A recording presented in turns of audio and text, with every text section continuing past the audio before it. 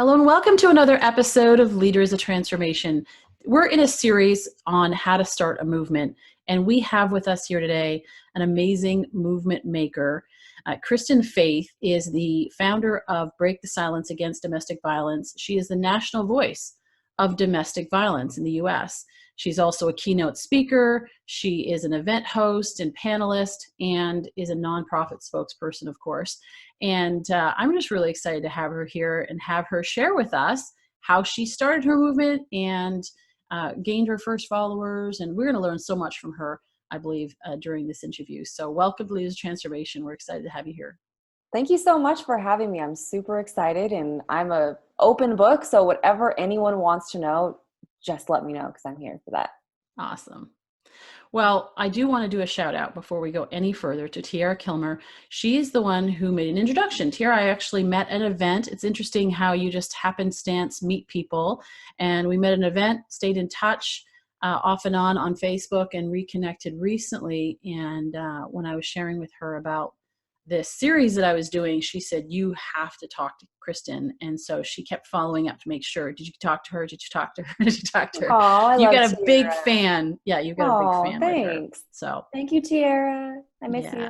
Yeah. So yeah, you got to come back to California. And I do. I was just there not too long ago, and we'll be back again when we head to Hawaii for our wedding. So San Diego is a great place for reconnecting, for all the connections that I've made over the years when starting the organization. So it's definitely a special place in my heart for sure. Yeah. Congratulations on your wedding. That's exciting. Thank you. Yeah. Thank you. Awesome. All right. Well, let's actually talk a little bit more about your story and what brought you to starting this movement in the first place. I think that's a good place to begin. Sure. So December 3rd, 2011, I created a Facebook page and called it Break the Silence Against Domestic Violence. And 11 days prior to that, I actually filed for a restraining order and received a 5-year restraining order against the person who abused me.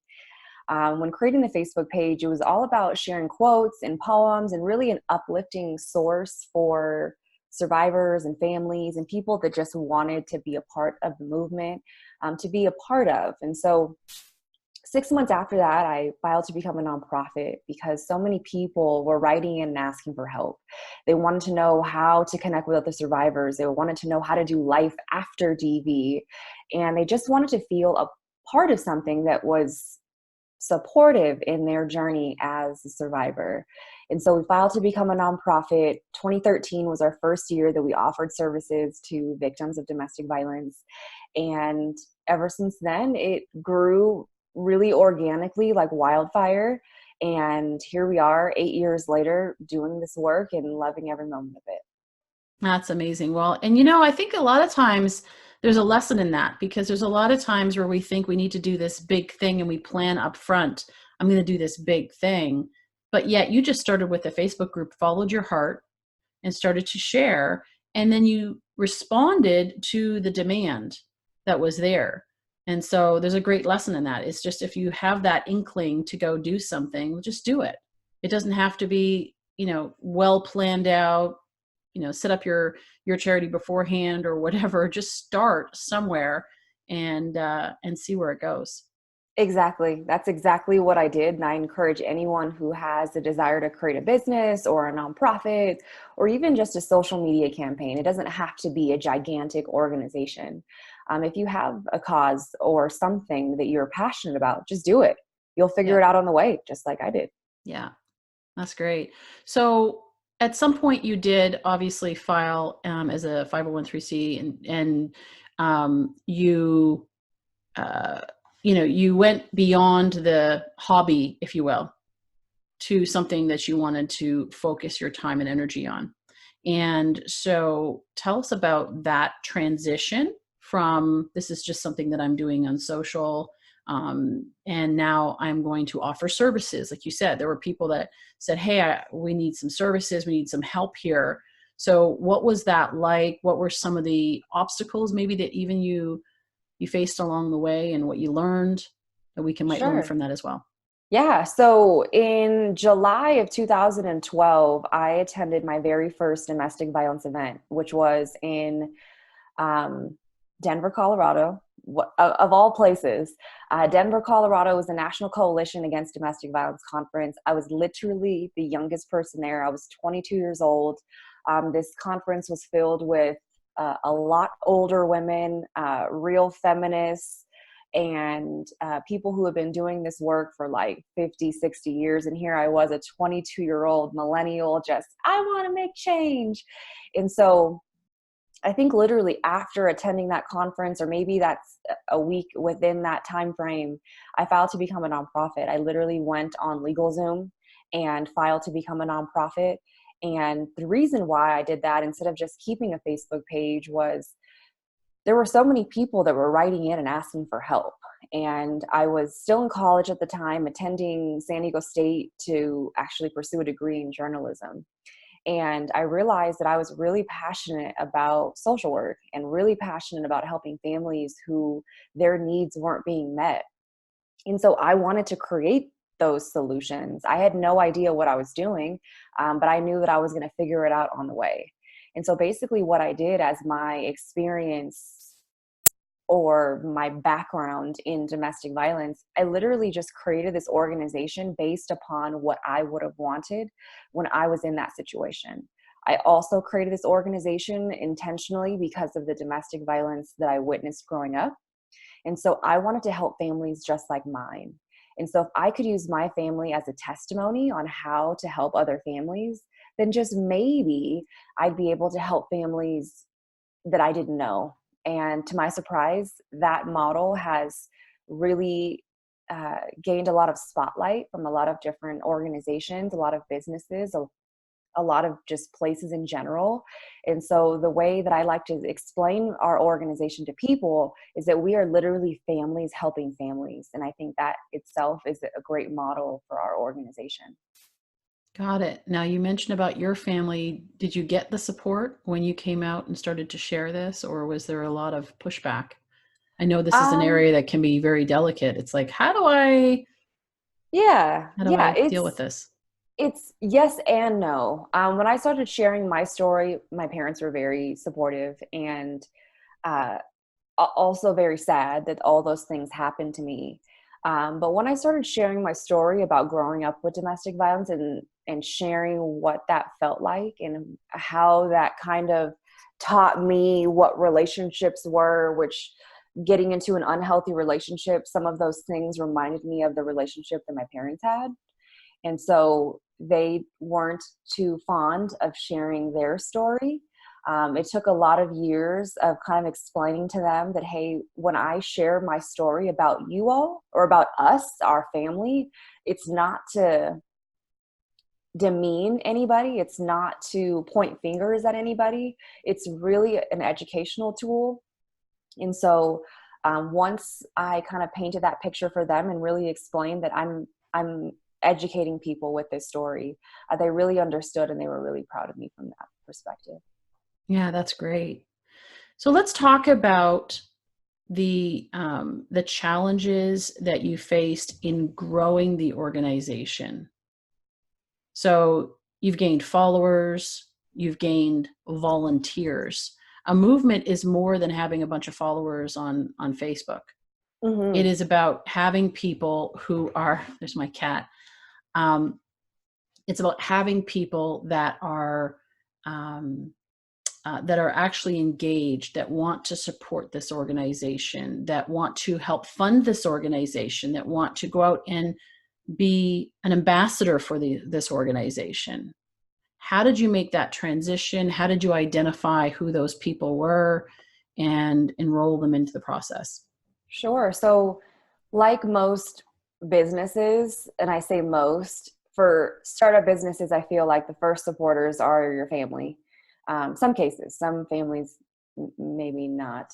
But in my situation, yes, my first supporters were my family, my cousins, my aunts, my uncles, my brother, my parents, and then eventually my new partner that I met through the organization. And so it started off with us doing events, us tabling at every single possible community conference that we could find in San Diego. And then as we continued tabling, people really loved our mission and really loved how we saw and how we addressed this issue. And so more and more people organically started being a part of our organization because we made them feel like family, because this organization, again, is a family effort. And so when someone came to the organization, it wasn't just Kristen was showing up. Kristen was showing up along with her whole family, and they were going to help. And those family members were going to tell their friends and family, and so forth and so forth. And it really was a positive ripple effect of people wanting to create change.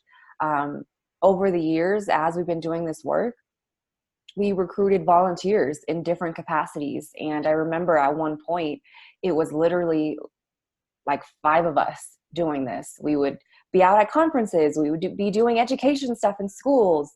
We would be sending out mailers for donation stuff, or we would be putting together events locally, whether it was car washes or bake sales, very small time grassroots initiatives.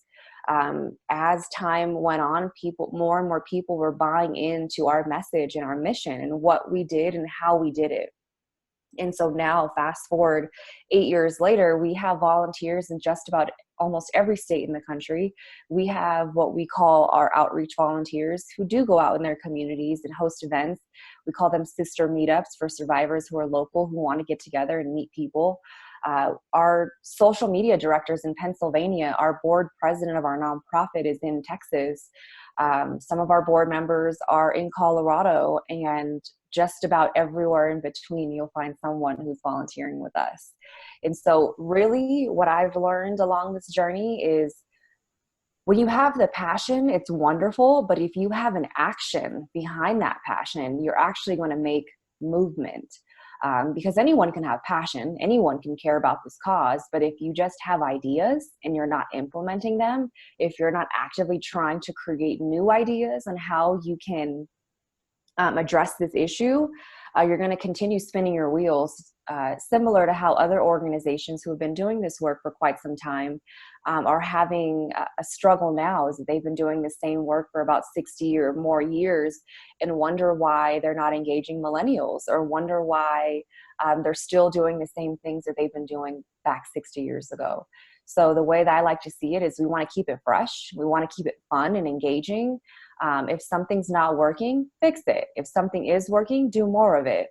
And so that's kind of the mantra that I've been living by. And now we're, again, like 60 volunteers strong, including our board. And we're one hell of a team. I'll say that. Absolutely, you must be. And because you're making a huge impact, and I know on your website you actually have some statistics for our listeners and viewers. I would encourage you to go check out her website at breakthesilencedv.org, and there are some statistics in terms of the impact that they've been able to make, you and your team. So let's talk about your board. Now, how did you identify, because this is actually a piece that we haven't yet talked about on this during this series, is choosing a board. How did you choose people to be on your board? Do you want the long answer or the short answer?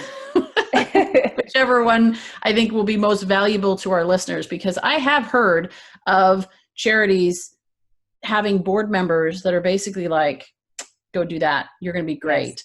And be very disengaged, and then be frustrated because their board is actually not supporting them at all during the process. Yes. We've experienced all of that. We've experienced board members who are incredibly involved. We've experienced board members who like to say they're on our board because we're a national nonprofit.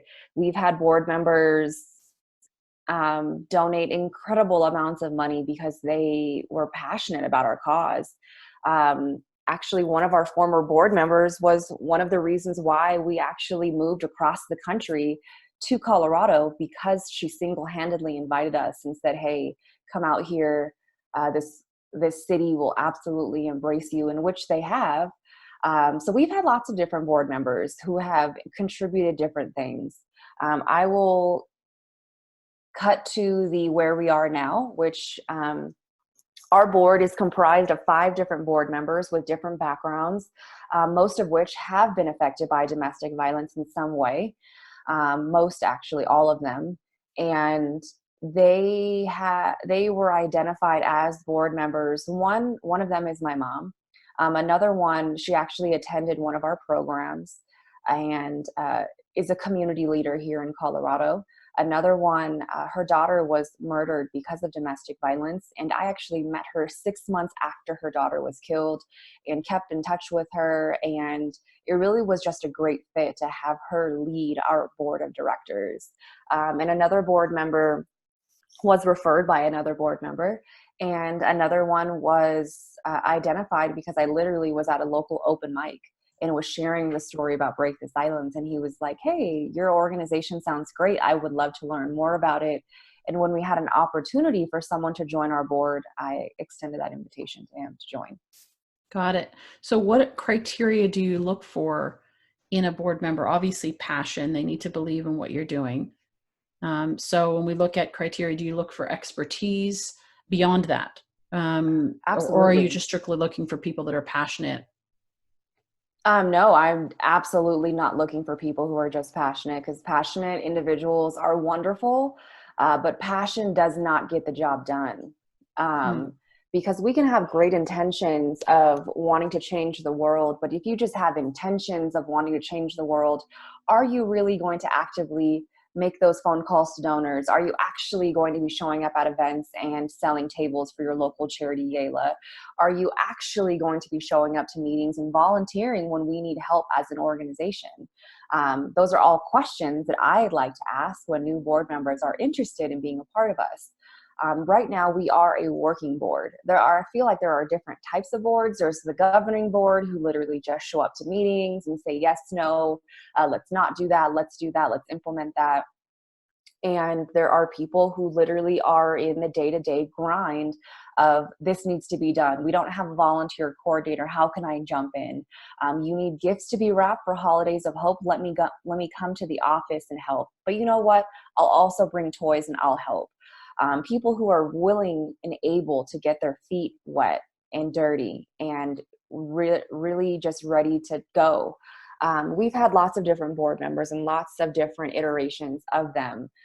So right now, I would say we are looking for board members to join our team. We're looking for people who have passion, but who also can share the skills that they have in maybe their own professional field. Someone maybe who has had previous board experience where you were able to contribute to another organization and have learned valuable skills in that process that you can share with us. Maybe you have great connections with people in your community that could potentially be donors. Maybe you have a podcasting business and you have a great network of people that you can share this work with. Everyone contributes in a different way. Also, some boards, our board included, we have a give or get. So that means every year we ask our board to contribute at least $3,000 every year. That means you can fundraise through a bake sale. That means that you can donate outright. That means you can sell tables for a local dinner that we're having. Any way that you can contribute, we appreciate. Excellent. That's what I was looking for. It's just like some of the inner workings of how that works. And I think a board of directors and an advisory board are kind of different. And that's where you can have the advisories that just show up for a meeting and give their advice and say, you go do it. I'm not necessarily going to do it. Maybe contribute some legal advice or whatever based on their expertise. But I love this idea of a working board where they're fully participating in it and fully engaged. That's great. So let's talk about, we talked about funding just briefly. I'd like to talk a little bit more about how you fund some of the things that you do that will give ideas to our listeners as to what they can do.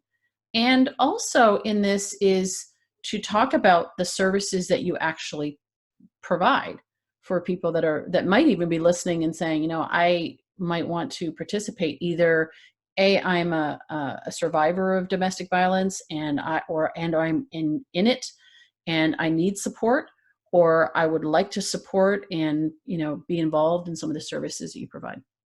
Awesome. So the first question was Funding. funding. And so it's really interesting because a lot of people ask us that, and I wish that I had a simple answer, but I guess it is simple. Our main source of donations this year is actually Facebook. And we were contacted by the social media conglomerate himself, their company, and Facebook contacted us and let us know that we are one of the top 125 nonprofits on Facebook that are utilizing their donation platform. Wow. So it really is surreal that so many of our survivor sisters and brothers are fundraising with us every single day, January through literally December, fundraising, whether it's for their birthday. Everyone has a birthday, and or maybe a survivor anniversary. So we have seen a huge spike in donations on Facebook this year. And it's so amazing because those donations allow us to continue doing the work that we do. Whether it's this season, we're in Holidays of Hope, which people are donating funds for us to give back to survivors. We are also, we just celebrated our 8th birthday. And so we did an 8th year birthday, come fundraise with us, fundraiser on social media. In addition to that, we also do community events. We encourage people to do events in their community, whether it is a bake sale or a car wash or a yard sale. I literally remember doing every one of those types of fundraisers. So when it comes to fundraising, I would just encourage anyone to utilize their skills, whether it's podcasting and sell your services, whether it's you're a dancer and you're going to do a dance competition or a talent show. Really just get creative in that, because there are tons and tons of charity galas that happen all year long, all around the country. And some people don't like that type of stuff. Some people like simple things. Some people like a pasta dinner.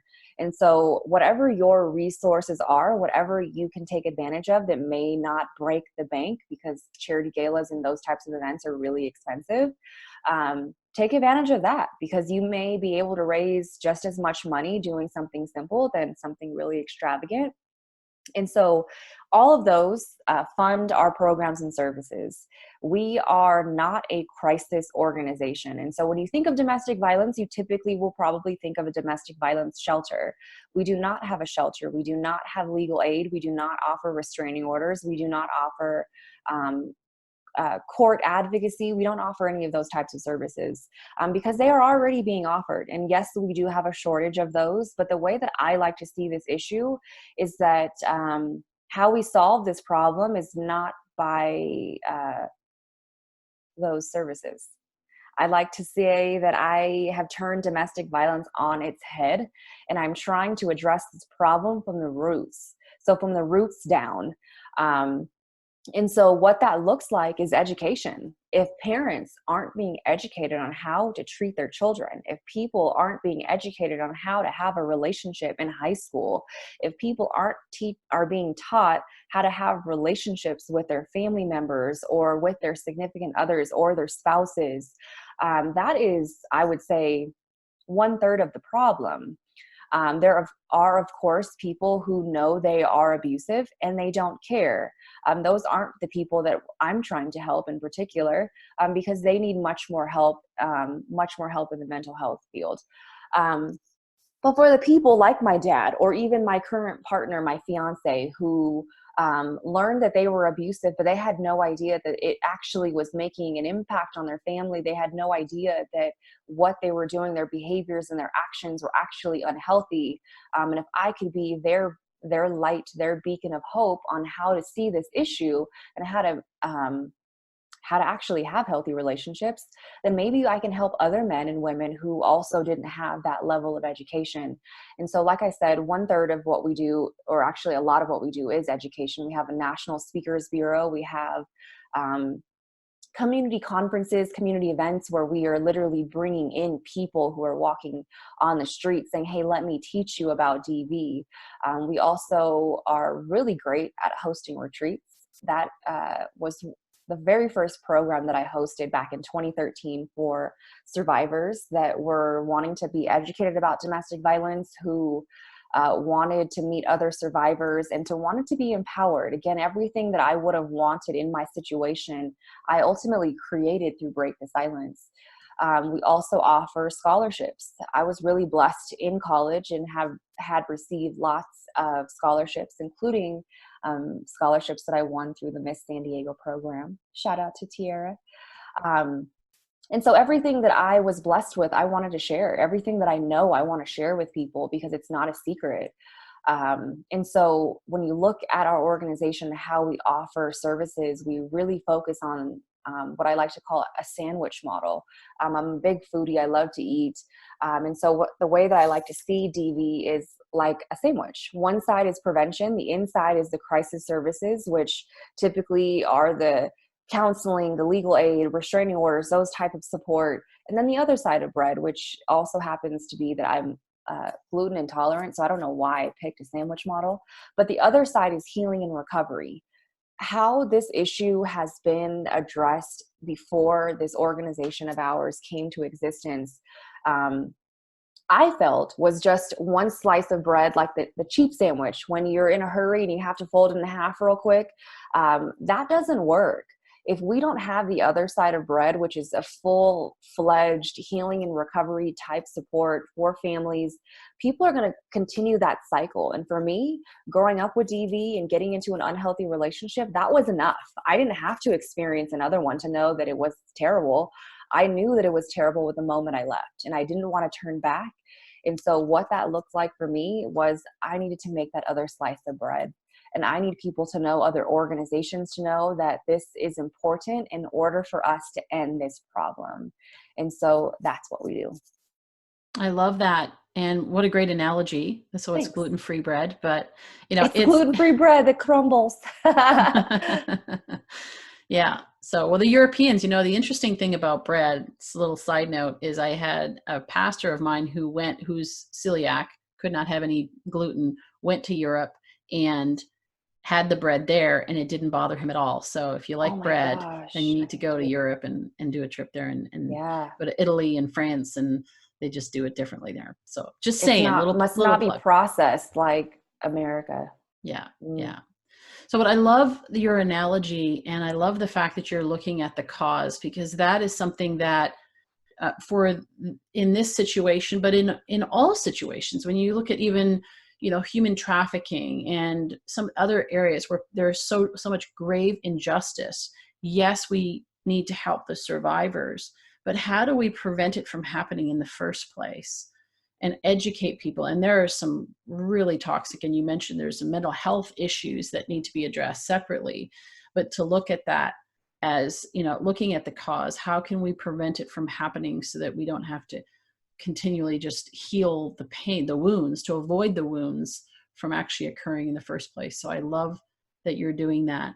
Now let's shift gears, because I know that you also have a website called KristinFaith.com. And one of the things that we talked about previously was that you can very easily get lost in the midst of a movement. You can become the DV lady, and people forget that there's actually a person behind that organization, and that it's kind of like there could be even life beyond the movement. So talk about what you're doing to really establish yourself as a voice for you and who you are. Sure. I'll start off with saying everyone has a story. And in 2011, my story was I left an abusive relationship, created one of the greatest nonprofits to ever walk this planet, and I fell into a deep depression last year. And that looked like something that allowed me to learn where I needed to go from there. And it all really stemmed from completely transplanting to another state for the first time in my life, and really just trying to figure out who I was. And I'll kind of just paint that picture real quick. So living in San Diego, born and raised, I did pageants. I was very involved in the community, tons of volunteer efforts. I was a part of so many different organizations, community groups. A lot of people knew me. And moving to a new city, I didn't realize that it was going to be a complete identity shift for me. And I realized that after moving here. I mean, I had visited Colorado many times before moving, so I knew that I actually liked this place. But when it came to my actual personal self, I didn't realize how much it was going to impact me.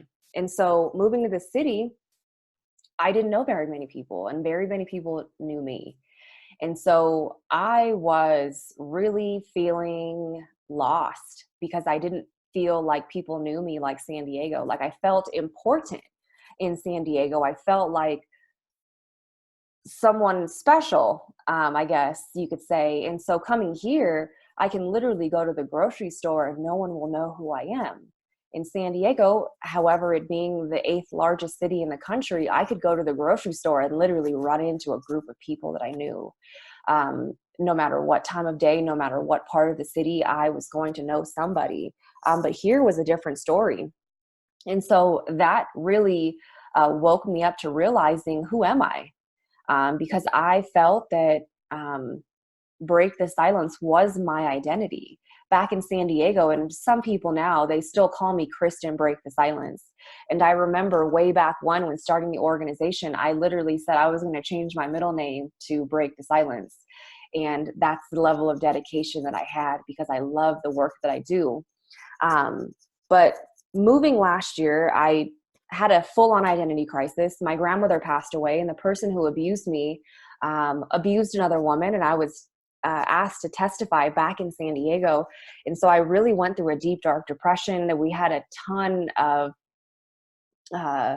turmoil within the organization, Break the Silence. And I was just struggling on all fronts. I didn't know who I was. I didn't know which direction was up. I kind of just was navigating life just day by day. I started therapy last year. I didn't realize that with everything that was happening with my family and with the court situation, that it was going to bring back old wounds that I didn't realize that needed to be addressed. And so I had told myself a year prior to that, that I had started my own journey of finding faith. And what that looked like to me was finding myself, finding Kristin Faith, and finding my faith in God. And so that journey started back in 2017. And here I am in 2018, struggling and not knowing what's happening. And ultimately what I had to do was trust the process, knew that it was not going to be forever. But then in 2019, I told myself that, okay, it's time. It's time to stop putting the excuses at the forefront, and it's time to actually do something. So I created Kristin Faith LLC because so many people had been asking, well, when are you going to start teaching? When are you going to start sharing your tips and tricks and what you did with Break the Silence, and when this and when that? And I kept pushing that back. Excuses. I can't do it. I don't have time. I'm not qualified. Who's going to want to hire me for that? And keep in mind, I did not have that mindset when creating the nonprofit. I knew that anything that I was going to put my hands on was going to be magic. And I didn't know why I felt that way, but I knew that that's how I felt and how I still feel with the organization. But when it came to creating my own personal brand, oh, the doubt was real. The doubt was so real, because a huge part of me said, well, who are you without Break the Silence? Who are you aside from this that you created? And so being a movement maker is absolutely game changing for every ounce of my soul. I believe that.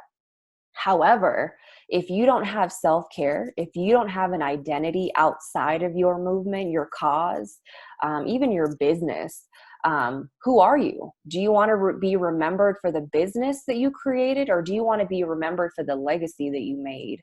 And for me, I thought it was the business. I thought it was, I have to put in 20 hours a day every single day for 3 years to be remembered. But really, it's about how you made people feel. It's really about the impact that you're making.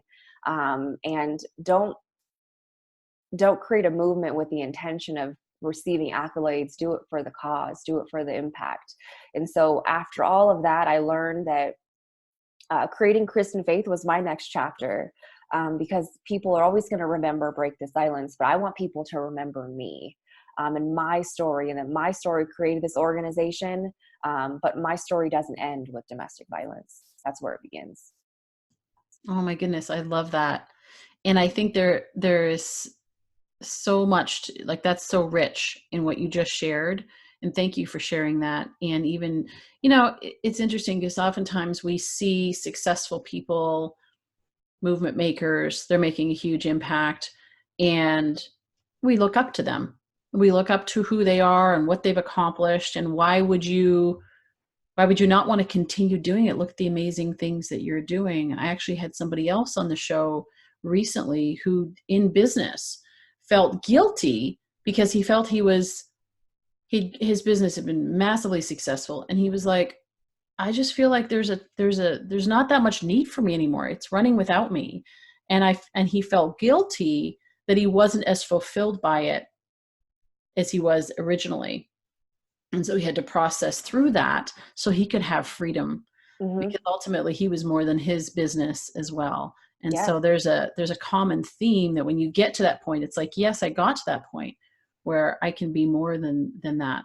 And I think that it's important for movement makers to realize that even before they begin, that they understand, so they don't get caught into it. So that's great. So what do you do now? What do you like? You're doing. You still have the organization, Yeah. and you're also speaking and you're sharing. And so, what are you talking about? So Kristin Faith LLC is going to be a culmination of different things. Actually, it's my speaking career is going to be on that platform as well. So when people want to contact me directly, they can definitely reach out. One of the things that I learned is that I'm, again, more than domestic violence, and my message has changed. And so a lot of people right now, a lot of organizations, businesses, social workers, anything in between.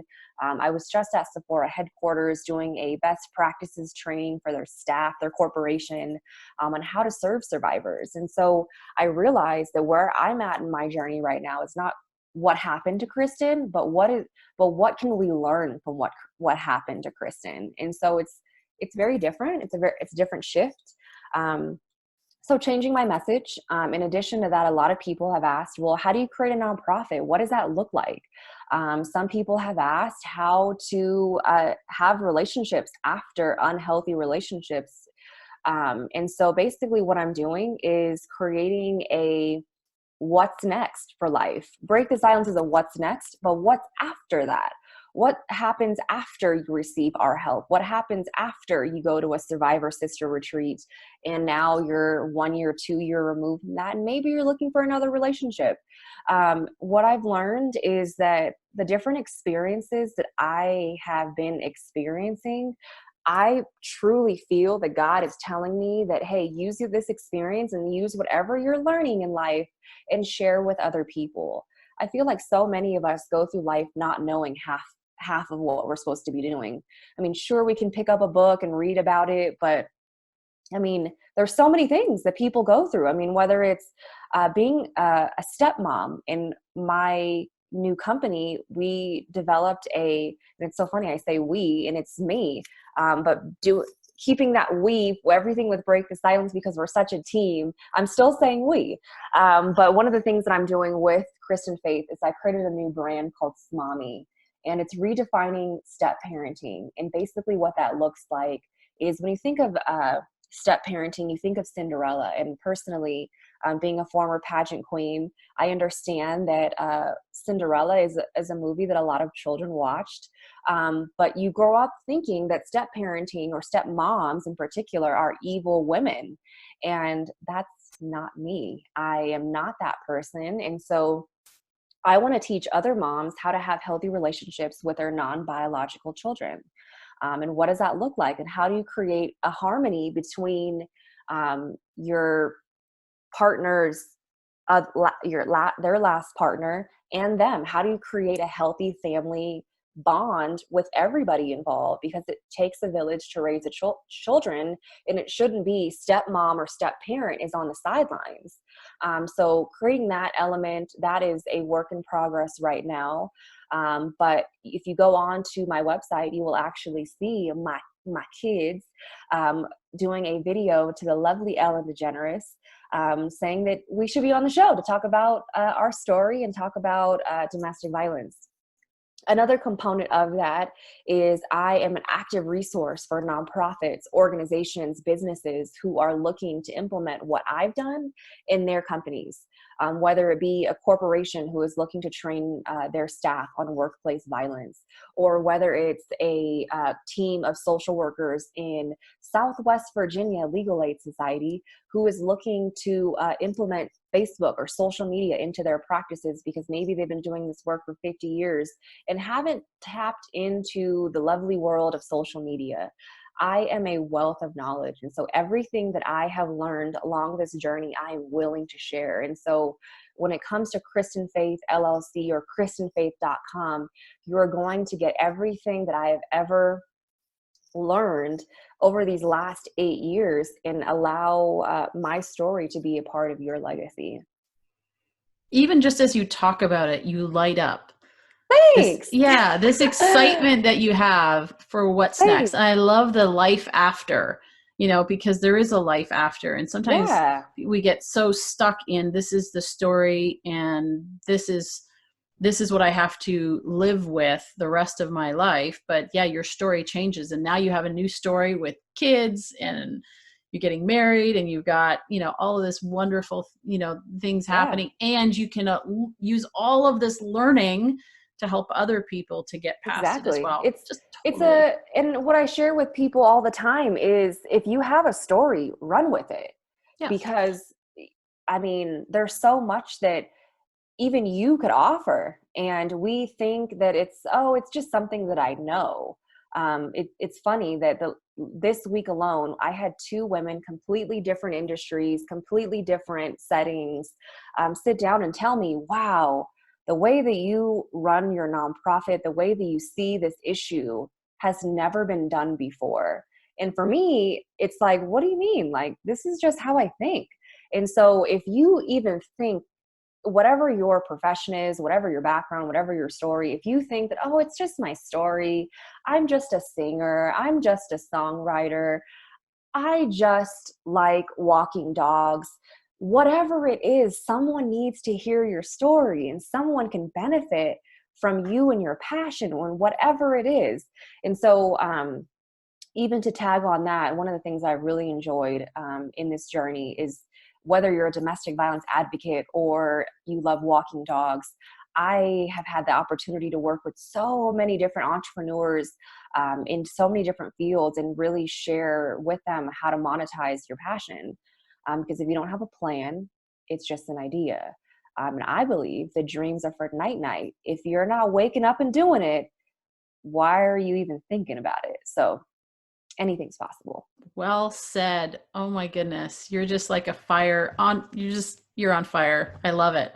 Thanks. And I think that's a great place to end and to encourage our listeners to go and check out what you're doing. Go to breakthesilencedv.org so you can see the organization that Kristin has built and the amazing team that she has and the impact that they've created. And then make sure that you go to KristinFaith.com so that you can see what's next, what happens after all of that. And so I highly encourage you to do that because you know what?